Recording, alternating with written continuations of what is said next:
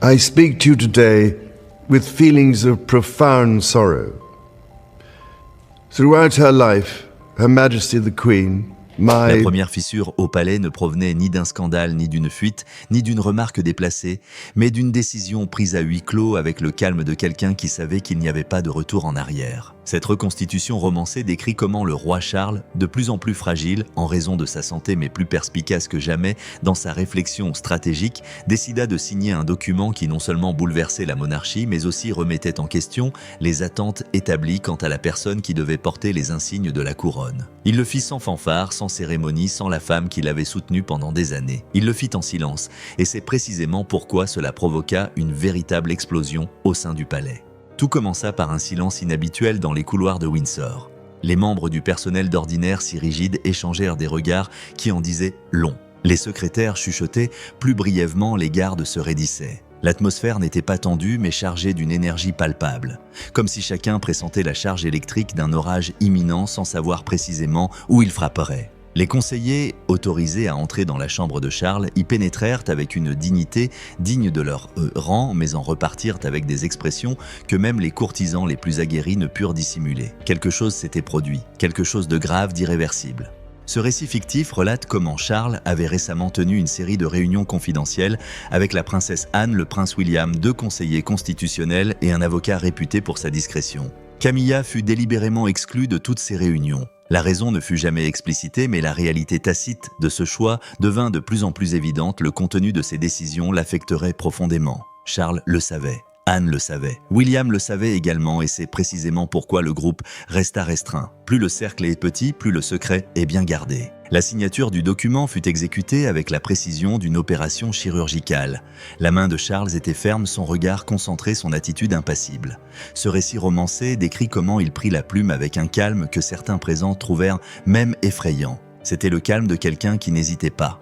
Le calme de quelqu'un qui savait que l'héritage d'un monarque impliquait parfois que les liens personnels cèdent le pas à la logique institutionnelle. Il signa un texte désignant Catherine, princesse de Galles, comme future porteuse de la couronne, symbole de cérémonie, si sa santé venait à se détériorer. Pas Camilla, pas la femme qui avait partagé sa vie pendant des années, pas la reine consort, souvent perçue par le monde extérieur comme un pilier de sa cour. Le silence qui suivit la signature était presque insoutenable. Chacun dans la salle sentait qu'il assistait à un moment historique. Non pas tant pour son importance juridique, l'ordre de succession constitutionnelle restait inchangé, mais pour son immense portée symbolique.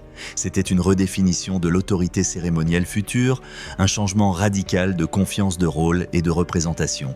Un message discret mais puissant sur l'évolution de la monarchie vers Catherine, vers William, vers une lignée plus jeune bénéficiant d'un soutien populaire sans précédent. Et c'était aussi un message clair sur ceux qui ne représentaient plus le cœur symbolique de l'institution. Les 7 minutes qui suivirent l'annonce de la décision de Charles à Camilla furent décrites comme les plus calmes et les plus explosives de l'histoire moderne de la cour. Le personnel le ressentit comme si l'atmosphère s'était alourdie. Cette reconstitution romancée raconte comment les conseillers tentèrent de garder le contrôle, classant rapidement les documents, protégeant les protocoles, tandis que chacun savait que la vérité finit toujours par éclater au grand jour derrière les murs d'un palais qui depuis des siècles croule sous le poids des secrets. 7 minutes.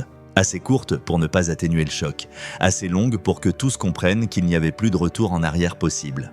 La fissure qui s'est ouverte ici n'était pas une large crevasse résonnant dans tout le palais. C'était une fracture subtile, presque élégamment imperceptible, un changement qui s'est d'abord manifesté par des chuchotements, des tensions dans les épaules et des regards fuyants. Mais pour ceux qui avaient l'habitude de percevoir le palais comme un être vivant, le changement fut immédiatement évident. Quand l'atmosphère se transforme si rapidement, c'est qu'un événement cataclysmique s'est produit.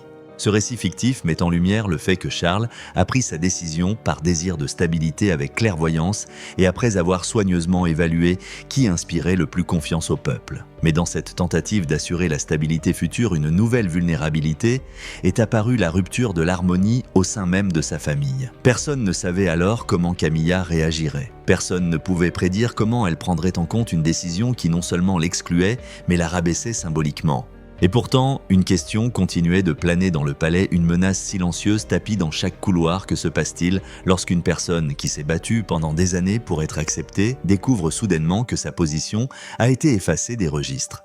Les préparatifs discrets menés à huis clos commencèrent des mois avant que quiconque en dehors du cercle restreint de Charles ne réalise que la monarchie était déjà en pleine mutation. Ce récit fictif décrit comment ces préparatifs ne prirent pas la forme de réunions spectaculaires, mais de changements subtils d'alliances murmurées et de rencontres soigneusement codées dont l'importance grandissait de semaine en semaine. Ce processus amorcé presque imperceptiblement tel un léger clapotis à la surface d'une mer calme se transforma en vagues qui finiraient par ébranler les fondements mêmes de la famille royale. Charles, tiraillé depuis des années entre tradition et modernité, commença à agir avec une détermination qui surprit même ses plus proches collaborateurs. Conscient de sa santé déclinante, il savait que la monarchie ne pouvait plus se permettre de s'appuyer sur des attentes dépassées. Il fit donc ce que peu de monarques osent, il entreprit de réécrire ce qui semblait aller de soi.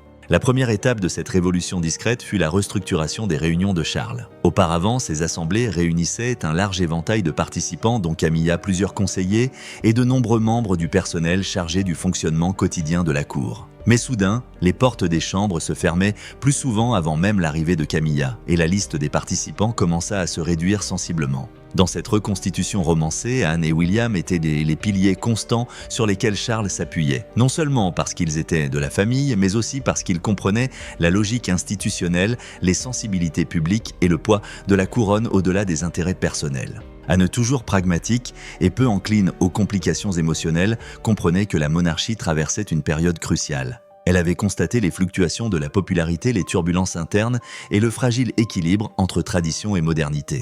À chaque réunion, elle insistait sur un point, l'institution devait être plus forte que les individus qui la portaient. Cette affirmation devint un élément récurrent des discussions qui jetèrent les bases du futur partage des responsabilités. William, quant à lui, apporta une perspective moderne que Charles appréciait de plus en plus. Il comprenait les aspirations du peuple. Il était à l'écoute d'une génération qui n'acceptait plus seulement, mais attendait de la famille royale qu'elle évolue avec son temps. Sa présence aux réunions soulignait la direction que devait prendre la monarchie. Il était prêt à assumer le poids des attentes futures, mais savait que ce poids ne pourrait être porté que si les fondements de l'institution étaient solides et crédibles. Et aux yeux de Charles et de ses conseillers, cela signifiait que Catherine, forte de sa popularité sans précédent, de sa discipline et de sa capacité à maintenir un équilibre entre tradition et modernité, devait jouer un rôle central. Ce plan élaboré à huis clos n'était pas le fruit d'une impulsion spontanée mais d'une construction minutieuse. Chaque réunion apportait un nouvel élément, une nouvelle perspective, une nouvelle pièce du puzzle. Des conseillers constitutionnels expliquaient comment un mandat symbolique pouvait être reformulé sans affecter la succession légale. Des spécialistes en communication étudiaient comment gérer la réaction du public afin de maintenir son soutien. Des juristes rédigeaient et remaniaient des projets de documents qui permettaient des nuances tout en garantissant une décision finale sans ambiguïté. Ce récit fictif souligne combien il était frappant que Camilla n'ait jamais été associée à ce processus. Elle n'était pas ignorée au sens strict du terme, elle n'était pas exclue par une stratégie ouvertement visible ou des mesures explicites. C'était plus subtil. Charles fixait des rendez-vous à des moments où Camilla avait d'autres engagements. Des notes étaient transmises discrètement par des voies sécurisées au lieu des documents partagés habituels. De brèves réunions étaient précédées de promenades en apparence anodines dans les cours intérieures dont Camilla n'avait pas connaissance. Et plus ces schémas se répétaient, plus il devenait évident qu'un changement discret s'opérait au sein des rapports de force au palais. Les membres du personnel habitués à travailler selon des protocoles stricts pressentaient un changement sans toutefois en saisir la signification précise. Ils le ressentaient à la rapidité avec laquelle certaines portes se fermaient, à la présence plus fréquente d'Anne auprès de Charles sans préavis et à la façon dont William interrompait les conversations dès que Camilla s'approchait. La dynamique du palais évolua peu à peu, passant de consultations ouvertes à des microstructures soigneusement protégées de petits groupes restreints, prenant des décisions importantes sans que la hiérarchie royale ne soit impliquée. Paradoxalement, c'est précisément ce silence qui a exacerbé les tensions. Moins on parlait, plus les personnes impliquées avaient le sentiment d'assister à un tournant historique. Dans ce monde fictif, le palais se divisait de plus en plus en deux sphères, l'environnement officiel et familier, où Camilla semblait toujours agir comme si de rien n'était, et le domaine secret où se prenaient les véritables décisions où Charles, Anne et William bâtissaient ensemble un nouvel avenir. Ce qui rend ces préparatifs si chargés de sens, c'est que personne n'y a vu une trahison. Ce récit montre clairement que Charles a agi par sens des responsabilités, un sens qui dépassait toute relation personnelle. Mais ce qui apparaît comme une logique institutionnelle pour certains peut être perçu comme une véritable trahison par d'autres. Et à mesure que les plans se précisaient, une question planait comme une ombre sur chaque réunion. Combien de temps un secret peut-il rester enfoui lorsque le destin de la monarchie en dépend ? Lorsque Camilla découvre la vérité, le palais de Windsor, dans ce récit fictif, se transforme en un théâtre de panique, contenu de chuchotements et de tensions invisibles qui se propagent d'une pièce à l'autre. L'instant où elle trouve le document, un document qui ne lui était pas destiné, marque un tournant décisif brisant des mois de silence soigneusement entretenus. L'enveloppe égarée en apparence anodine devient le symbole d'une vérité institutionnelle qui d'un seul coup la dépouille de ce qu'elle a mis des années à construire la certitude d'appartenir à l'avenir de la couronne. Ce qu'elle lit n'est ni rumeur, ni interprétation, ni spéculation, mais la signature même de Charles sur une décision qui minimise son rôle et place Catherine au centre comme future porteuse de la couronne, symbole de cérémonie. C'est une découverte qui la frappe comme un coup de foudre.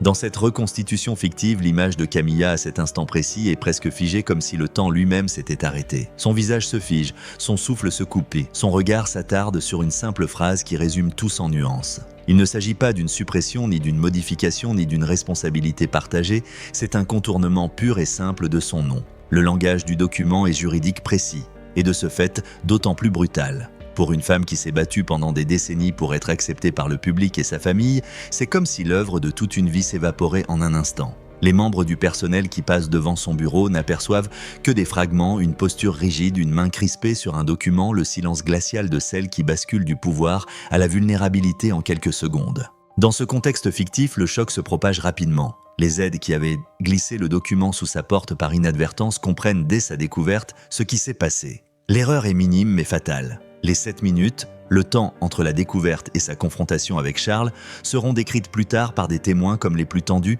depuis la mort de Diana. Dans ces pièces, tout semble s'accélérer et se ralentir simultanément, des pas précipités mais silencieux, des téléphones soudainement muets, des regards fuyants, des portes qui claquent un peu trop vite. Le palais fonctionne normalement, mais sous cette apparente normalité couve une panique sourde que chacun ressent. Ce qui rend la réaction de Camilla si intense dans ce récit fictif, ce n'est pas seulement le contenu du document, mais ses implications. Il ne s'agit pas seulement d'autorité cérémonielle, il s'agit de confiance, de présence, de la question de savoir qui devrait être au cœur de la monarchie alors que la santé du roi décline. Elle comprend immédiatement qu'il ne s'agit pas d'un simple changement consultatif, mais du signe que son influence, sa légitimité et son avenir sont remodelés de l'intérieur sans qu'elle y soit associée. Et c'est là que réside le cœur de sa colère, non pas qu'elle soit remplacée, mais que cette décision ait été préparée dans son dos pendant des mois par son propre mari, sa sœur et son fils. Son trajet jusqu'au bureau de Charles prend donc des allures de marche symbolique. Le personnel zigzague comme si une tempête invisible faisait rage dans les couloirs. Certains tentent de la rattraper ou de la ralentir discrètement, non pour l'arrêter, mais pour éviter que la confrontation ne soit visible aux yeux des autres. Mais Camilla, dans cette reconstitution romancée, se déplace avec la précision de celle qui sait qu'à chaque seconde qui passe, elle risque une humiliation encore plus grande. Elle traverse les couloirs d'un pas décidé, sans quitter des yeux l'autre, et l'atmosphère bascule instantanément d'une panique contenue à une intensité menaçante. Sa présence devient une force irrésistible, mue par une dignité blessée, un amour meurtri et la prise de conscience que son avenir lui a été volé. Ce qui rend la scène particulièrement tendue, c'est que chacun des gardes du corps, aux assistants personnels, comprend parfaitement ce qui se passe sans que personne n'ait besoin de le dire. Dans ce récit fictif, ils ont entendu les murmures, senti les pas ralentis, vu les regards gênés des conseillers. Ils savent que la signature du décret par Charles a créé une division, mais que la découverte de Camilla transforme cette division en un gouffre. Et bien que personne n'ose le dire, une question plane dans chaque pièce que Camilla traverse. Que se passe-t-il lorsque le pouvoir que l'on croyait détenir passe soudainement entre les mains de quelqu'un que l'on n'a jamais considéré comme un rival ? Dans ce récit fictif, la confrontation qui s'ensuit dégénère en un moment crucial où plusieurs membres du personnel du palais retiennent leur souffle. Charles est assis dans son bureau entouré de documents fraîchement classés. Il s'attend au silence, il s'attend à la paix, il s'attend peut-être à une réunion avec ses conseillers plus tard dans la journée. Ce à quoi il ne s'attend pas, c'est que la femme qui a été sa confidente pendant des années, qui l'a soutenue à travers les scandales, la maladie et la condamnation publique se tienne soudainement sur le seuil, le document à la main. Et tandis que le personnel attend paralysé à l'extérieur de la pièce, la dynamique bascule en quelques secondes de la retenue royale à la fragilité humaine. Fragilité humaine. Ce récit fictif révèle avec force que ce n'est pas le document lui-même qui provoque la rupture, mais le sentiment de trahison qui l'a précédé. Pour Camilla, la signature n'est pas une simple décision. C'est la révélation de mois d'exclusion d'une distance grandissante qu'elle pressentait sans jamais pouvoir la nommer. Ainsi, la découverte de la vérité devient non seulement un moment politique, mais aussi un tournant émotionnel dont chacun sait qu'il ébranlera les fondements même de la monarchie. Comment une institution bâtie sur la constance peut-elle survivre lorsque le socle émotionnel qui la soutient se fissure ? Le palais se divise d'une manière qui, dans ce récit fictif, ne commence ni bruyamment ni chaotiquement, mais par un changement presque imperceptible d'attitude, de ton et de loyauté. Après la découverte du document par Camilla et sa confrontation avec Charles, qui ébranle les murs de son bureau, l'atmosphère au château de Windsor bascule d'un silence tendu à un champ de bataille explosif où chaque regard, chaque murmure, chaque porte fermée a son importance. La confrontation elle-même n'a pas été publique, ni consignée officiellement, mais ses répercussions se sont propagées comme une onde de choc invisible dans les couloirs, les bureaux, les écuries, les tours de guet et les salons. Le palais qui, pendant des siècles, avait été un symbole d'unité institutionnelle, est soudain devenu une demeure coupée en deux, non par une déclaration officielle, mais par l'émotion, la perception et l'instinct. Le camp de Charles se forma plus rapidement que prévu. Sa décision de nommer Catherine comme future porteuse symbolique et cérémonielle de la couronne fut perçue par ses plus proches conseillers comme un acte visionnaire, une étape nécessaire à une époque où l'opinion publique était plus fragile que jamais. La monarchie, confrontée à des crises internationales, à un désengagement populaire et à des défis internes, avait besoin d'une figure incarnant la confiance du peuple. Pour le cercle restreint de Charles, Catherine était non seulement populaire, mais aussi cohérente, diplomate moderne et capable de repositionner la couronne pour une génération de plus en plus critique à l'égard du pouvoir héréditaire. Dans cette reconstitution romancée, les conseillers, aux côtés d'Anne et de Guillaume, œuvrèrent activement à consolider la nouvelle structure du pouvoir. Leurs réunions se firent plus fréquentes, leurs instructions plus précises, et leur volonté d'ignorer le camp de Camilla de plus en plus manifeste. Simultanément, un autre groupe se forma autour de Camilla. Plus restreint, mais animé par une loyauté indéfectible, un passé commun et un profond sentiment de trahison. Ses conseillers, qui avaient travaillé à ses côtés pendant des années et constaté ses grandes faiblesses, se rallièrent instinctivement à elle. Certains estimaient qu'elle était traitée injustement, d'autres que le moment choisi par Charles pour prendre sa décision était cruel. On murmurait qu'il l'avait laissé prendre de l'importance dans un rôle qu'il n'avait jamais eu l'intention de lui confier pleinement. Dans ce contexte, son groupe ne devint pas une rébellion organisée, mais plutôt un réseau d'alliés fidèles, des personnes qui voyaient en Camilla un pilier dans la vie de Charles et qui craignaient que le palais ne lui ordonne désormais de disparaître des radars de l'histoire. Ce qui rendait cette division particulièrement dangereuse, c'était que les deux camps étaient persuadés d'agir dans l'intérêt supérieur de la monarchie. Les proches de Charles étaient convaincus que la modernisation était la seule voie possible. Ceux de Camilla, quant à eux, estimaient que l'exclusion de la reine consort menaçait la stabilité. Mais l'élément le plus explosif résidait peut-être dans le fait que chaque camp avait élaboré sa propre interprétation des événements survenus à huis clos. Et dans un palais où la vérité est inextricablement liée à la tradition, aux perceptions et aux subtilités diplomatiques, cette interprétation a rapidement primé sur les faits eux-mêmes. Le comportement quotidien de Camilla changea sensiblement. Dans ce récit fictif, la reine consort d'ordinaire si sûre d'elle et au sourire chaleureux se mua peu à peu en une femme arpentant les couloirs avec une dignité glaciale et une colère contenue. Elle évitait certaines pièces, certains membres du personnel, certaines réunions, non par faiblesse mais parce que chaque pas, chaque regard échangé devait désormais être mûrement réfléchi. Elle savait que si elle laissait éclater sa colère en public, elle serait immédiatement perçue comme de l'instabilité, précisément le trait que ses détracteurs médiatiques aimaient lui attribuer. Parallèlement, elle savait que la discrétion était son atout. Plus elle se faisait silencieuse, plus la tension montait à Windsor. De son côté, Catherine était de plus en plus mise en avant avec subtilité et dignité. Elle assumait des tâches auparavant dévolues à Camilla. Elle apparaissait aux côtés de Charles lors d'événements traditionnellement réservés à la reine consort. Elle bénéficiait d'un soutien accru de la part de son personnel et de ses stratèges qui la préparaient à un avenir où son rôle serait bien plus important qu'elle ne l'avait jamais imaginé. Dans ce contexte fictif, Catherine restait discrète, professionnelle et neutre, mais sa présence grandissante était perçue par beaucoup comme la confirmation que la monarchie était déjà en train de basculer, échappant à l'emprise de Camilla pour se tourner vers une lignée plus jeune. À mesure que les tensions s'intensifiaient, même les rituels les plus anodins se chargeaient de sens. Les déjeuners d'affaires étaient évités. Les conversations se faisaient plus courtes. Le personnel des deux camps alternait aux entrées et dans les couloirs comme selon un système tacite visant à prévenir les affrontements. Même la manière dont le thé était servi, à qui en premier dans quelle pièce par quel serviteur, était perçue par certains comme une marque de loyauté. Pour un observateur extérieur, ces détails pouvaient paraître insignifiants, mais dans un palais où le symbolisme prime sur les mots, ils étaient d'une importance capitale. Le moment où la division devint véritablement manifeste survint lorsque Camilla cessa d'être spontanément associée à l'organisation des événements publics. Non pas qu'elle ait été officiellement mise à l'écart, mais parce que son nom n'était tout simplement plus mentionné au même titre que celui de Charles. La liste se raccourcit. Sa Majesté Anne William Catherine. On avait l'impression que sa présence s'effaçait peu à peu du cœur même de la monarchie. Et bien que personne n'osât l'admettre ouvertement, chaque haut fonctionnaire de la cour savait qu'il assistait à un coup d'État silencieux. Non pas contre le trône, mais contre celle qui se considérait comme faisant partie intégrante de celui-ci. Dans ce récit fictif, la question qui se pose est douloureuse et fondamentale. Comment un palais peut-il survivre lorsque les fissures ne viennent pas de l'extérieur mais de l'intérieur et que la lutte ne porte pas sur le pouvoir mais sur la reconnaissance, la loyauté et la survie?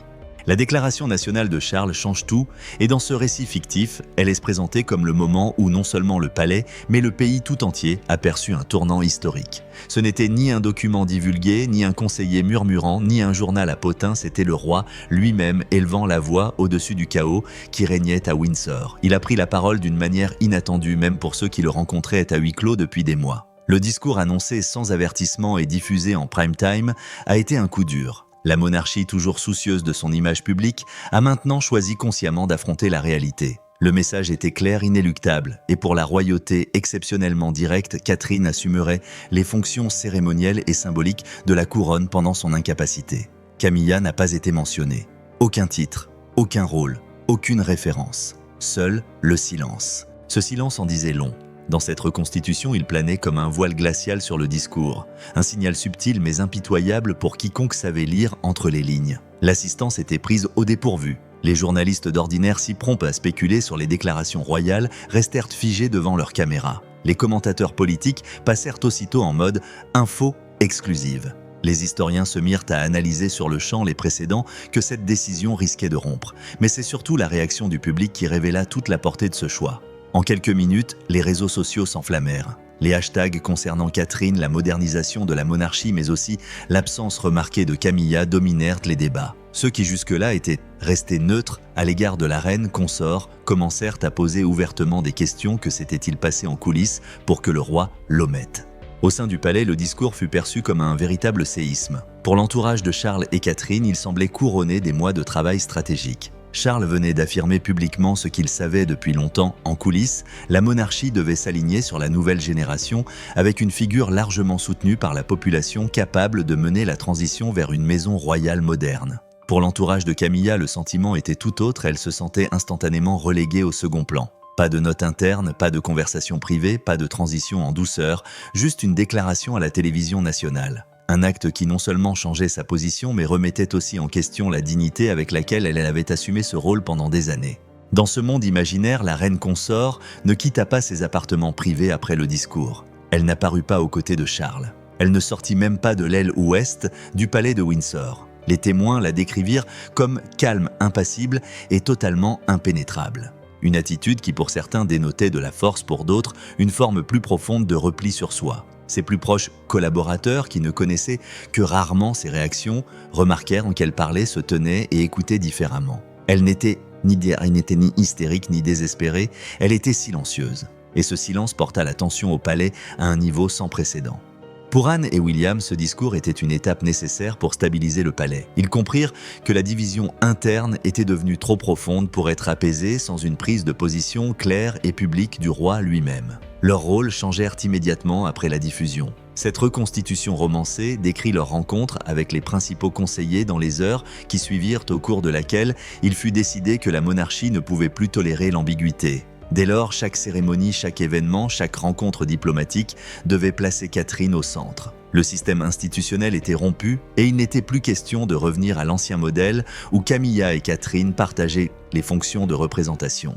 Tandis que Charles, Anne et William confirmèrent leur choix, une nouvelle bataille se déroulait dans l'ombre du palais, la lutte pour l'opinion publique. Pour les médias, la décision de Charles était loin d'être neutre. Certains y voyaient une modernisation rationnelle. D'autres, notamment la presse à sensation, l'interprétaient comme un rejet personnel de son épouse. Les correspondants royaux qui avaient depuis des années accès à l'entourage de Camilla commencèrent à suggérer qu'elle était profondément blessée, qu'elle se sentait trahie et qu'elle envisageait même de se retirer temporairement de ses fonctions publiques. Difficile de vérifier la véracité de ces informations, mais dans ce récit romancé, c'était surtout la manière dont les choses étaient présenté qui posait problème. Si Camilla était dépeinte comme une victime, le fossé entre les deux camps au sein du palais ne ferait que se creuser. Dans les jours qui suivirent le discours, Catherine était omniprésente. Elle visita des écoles, consulta des organisations caritatives, reçut des délégations et apparut dans des reportages aux côtés de William, affichant un calme et une sérénité qui reflétaient parfaitement la vision d'avenir de Charles. Cependant, cette notoriété grandissante se révéla être une arme à double tranchant. Si la majorité de la population l'admirait, une minorité déterminée voyait dans son nouveau rôle la preuve que Camilla avait été mise à l'écart. Dans ce contexte, ce changement brutal déclencha des débats enflammés sur Internet. Certains saluaient Catherine comme « la sauveuse de la monarchie », tandis que d'autres craignaient que l'exclusion de Camilla ne nuise à la couronne.